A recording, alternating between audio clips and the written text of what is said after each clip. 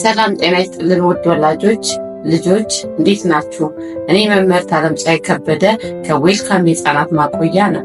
በዚህ ትምህርት ክፍል ውስጥ የምንመለከተው እናት ፊደላትን ሲሆኑ በመጀመሪያ ደረጃ ላይ ባለ ሁለት እግር ፊደላትን ነው የምንመለከተው። ባለ ሁለት እግር ፊደላት 13 ሲሆኑ ከነሱ መካከል ልጆችዬ አሁን በመቀጠል ደግሞ ፊደል ሰን አስተዋውቃቸዋለሁ።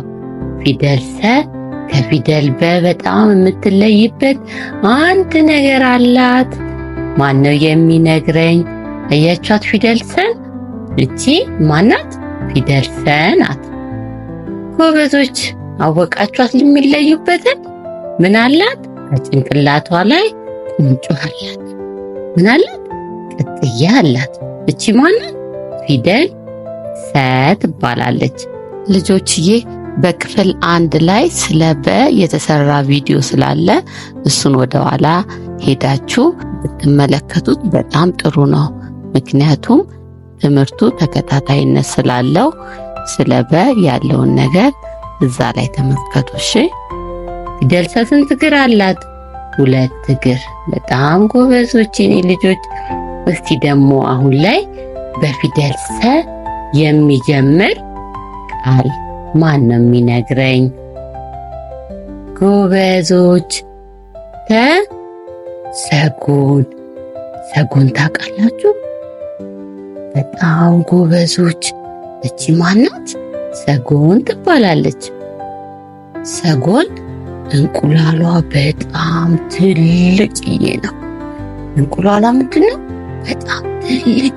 እንቁላሏን አይታችሁ ታውቃላችሁ?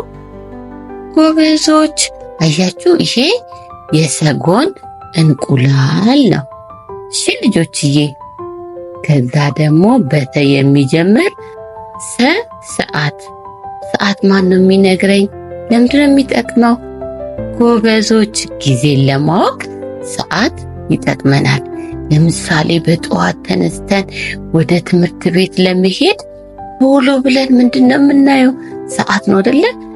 ማማና አባባ ሰዓት ደረሰባችሁ፣ ዩኒፎርማችሁን ልበሱ፣ ጫማችሁን አድርጉ ይሏችኋል አይደለ? ምክንያቱም ምን አይተው ነው እንደዚህ ያሉት? ሰዓት አይተው ነው አይደያችሁ? ጊዜን ለመቁጠር ሰዓት ይጠቅማል ማለት ነው። ሌላ ደግሞ በሰ ፊደል የሚጀምር ምንድናት? ማንም የሚነግረኝ? ሰው። ሰው። እኛ ራሳችን በፊደል ማን የተሰየም ነው? ሰው። እኛ ምንድነን ልጆችዬ? ሰዎች ነን። ሰው። እሺ ልጆችዬ፣ በመቀጠል ደግሞ በፊደል ሰ የሚጀምር አንድ ቃል አስተዋውቃችሁ። ሰንሰለት። ሰንሰለት ታውቃላችሁ? በጣም ጎበዞች። ፊደል ሰ ሰንሰለት። ሰንሰለት ለምን ያገለግላል? ጎበዞች አዎ፣ አንዳንዴ በጣም አደገኛ የሆኑ ውሾች ሰዎችን እንዳይበሉ በምን ይታሰራሉ? በሰንሰለት ይታሰራሉ አይደለ? ሰንሰለት። በጣም ጎበዞች የኔ ልጆች። እስቲ አሁን ደግሞ በፊደል ሰ የነገርኳችሁን ቃላት ማን ነው የሚነግረኝ? የሚነግረኛል? በጣም ጎበዞች። ሰጎን፣ ሰዓት፣ ሰው፣ ሰንሰለት። በጣም ጎበዞች የኔ ልጆች። የዛሬ ትምህርት ክፍል ይህንን ይመስል ነበረ። በቀጣይ በሌላ ቪዲዮ እስክንገናኝ ሰላም ሁኑ ልጆች፣ ሰላም ሁኑ ቤተሰቦች።